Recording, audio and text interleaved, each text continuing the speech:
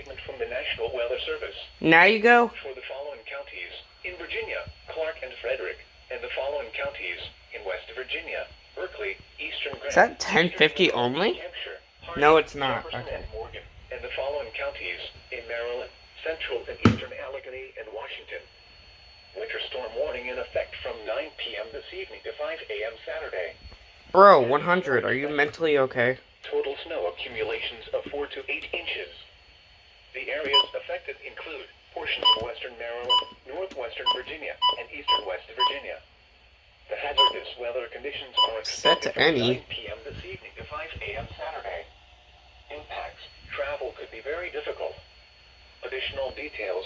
Snowfall rates of 1 to 2 inches per hour are possible for a few hours under the heaviest snow bands.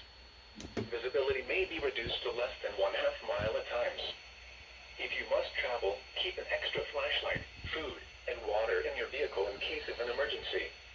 When venturing outside, watch your first few steps taken on steps, sidewalks, and driveways, which could be icy and slippery, increasing your risk of a fall and injury.